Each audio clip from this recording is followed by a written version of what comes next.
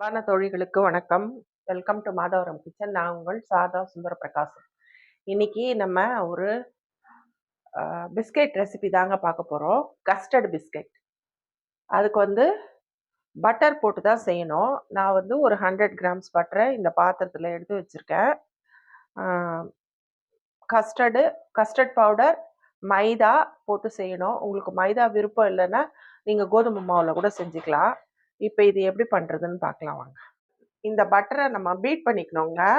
அதுக்கு நான் பீட்ரு வச்சு தான் பீட் பண்ண போகிறேன். உங்ககிட்ட பீட்ரு இல்லைன்னா நீங்கள் விஸ்கரில் கூட பீட் பண்ணிக்கலாம்.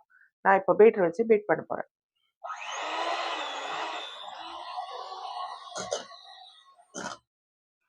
இந்த கப்பு 1/2 கப்புங்க. இது 125 ml. இதால் ஒரு கப், இந்த கப்பால் ஒரு கப் சுகர் நான் எடுத்திருக்கேன். அதை பவுட்ரு பண்ணியிருக்கேன். இப்போ இதையும் இதில் போட்டுட்டு நம்ம பீட் பண்ணிக்கலாம்.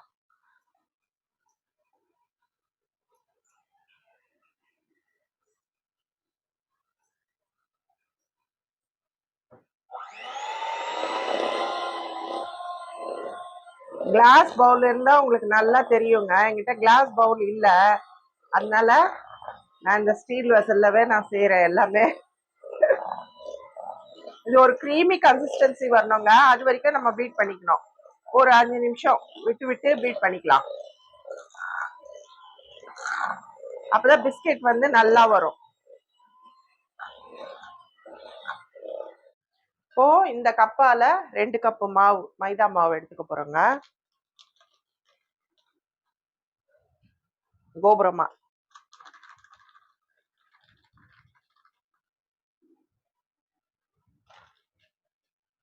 போட்டுக்கலாம். அப்புறம் இது custard powder, vanilla custard powder. இது இந்த கப்பாலேயே 1/2 கப்பு.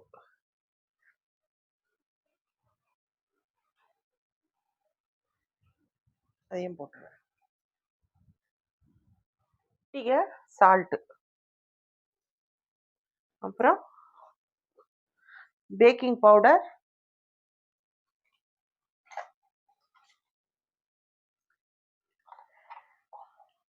பேக்கிங் பவுடர் போடலைன்னாலும் நல்லா தாங்க வரும். ஒரு 1/2 டீஸ்பூன் போடுறேன் பேக்கிங் பவுடர்.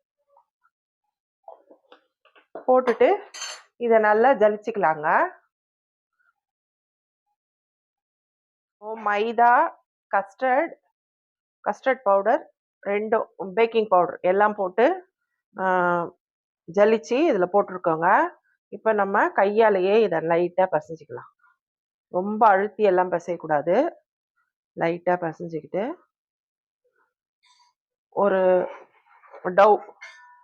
டவ் பதத்துக்கு வந்துடணும். பிஸ்கெட் டவ் எப்படி இருக்கும் அந்த மாதிரி வந்துடணும். அது மாதிரி பசைஞ்சிக்கலாம். இப்போது 3 கலரில் டூட்டி ஃப்ரூட்டி வச்சுருக்கேங்க. இது ஆரஞ்சு, இது கொஞ்சம் போட்டுக்கலாம்.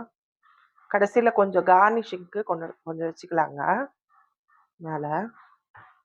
இது ரெட்டு, இதையும் போட்டுக்கலாம். இது கிரீன், இதையும் போட்டுக்கலாம்.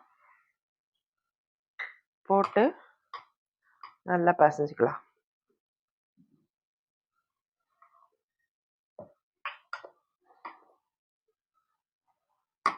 நான் எங்கள் ஓடிஜியை ஒரு 10 நிமிஷத்துக்கு முன்னாடி ப்ரீ ஹீட் பண்ணி வச்சுருந்தேங்க. 180 டிகிரி செல்சியஸில் 2 டாட்ஸும் ஆனில் இருக்குது. 10 நிமிஷம் ப்ரீ ஹீட் பண்ணிட்டேன். இப்போது நம்ம செஞ்சு வச்ச பிஸ்கெட்டை பாருங்க, செஞ்சுருக்கோம் பாருங்க. இதை இதில் வச்சிடலாம். இதை வச்சுட்டு கரெக்டாக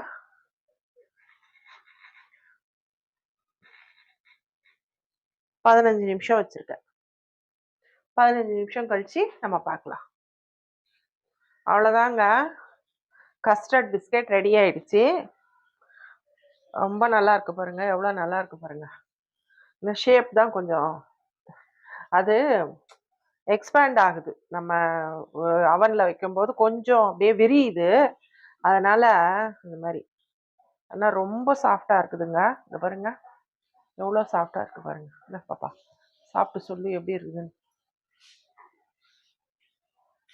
பிஸ்கெட் வந்து சூப்பரா இருக்குது. எல்லா டேஸ்ட்டுமே இருக்குது. பட்டர் டேஸ்ட் எல்லாமே ஃப்ரூட்டி எல்லாமே சூப்பரா இருக்குது. செம்மையா இருக்குது. அதை போட்டு டூட்டி ஃப்ரூட்டி,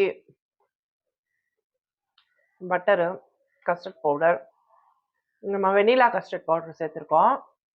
அதனால வெனிலா ஃப்ளேவரோட சூப்பராக இருக்குதுங்க. இதே மாதிரி நீங்களும் செஞ்சு சாப்பிட்டு பாருங்க. ரொம்ப நல்லா இருக்கும். நான் வந்து ஸ்டவ்ல இன்னைக்கு செய்யல, எல்லாமே அவன்ல தான் வச்சுட்டேன். அதனால ஸ்டவ்லையும் ஏற்கனவே நான் செஞ்சு காட்டியிருக்கேன். அதே மாதிரி நீங்களும் செய்யலாம். ஒன்றும் பிரமாதம் இல்லை ஸ்டவ்ல செய்யறது. இதே 10 மினிட்ஸ் 15 மினிட்ஸ் வச்சா போதும். ஒரு அகலமான கடாய், நல்லா திக்கான கடாய், திக் பாட்டம் கடாய் இல்லைன்னா குக்கர், அதில் ஒரு ஸ்டாண்ட் வச்சுட்டு இதே மாதிரி ஸ்டீல் பிளேட்டில் பட்டர் ஷீட்டில் நெய் தடவிட்டு நீங்கள் வச்சுட்டு மேலே மூடிட்டு ஒரு இதாக சிம்மில் வைக்கணும். ஃபஸ்ட்டு வந்து ஒரு 10 மினிட்ஸ் ப்ரீ ஹீட் பண்ணிவிட்டு அதுக்கப்புறம் சிம்மில் வச்சிட்டிங்கன்னா ஒரு 10-15 நிமிஷத்தில் உங்களுக்கு பிஸ்கட் ரெடி ஆகிடும். நீங்கள் அதில் ஸ்டவ்லையும் ஈஸியாக பண்ணிக்கலாம். ரொம்ப நல்லா இருக்குங்க இந்த பிஸ்கெட்டு. ரொம்ப சாஃப்டாக இருக்குது.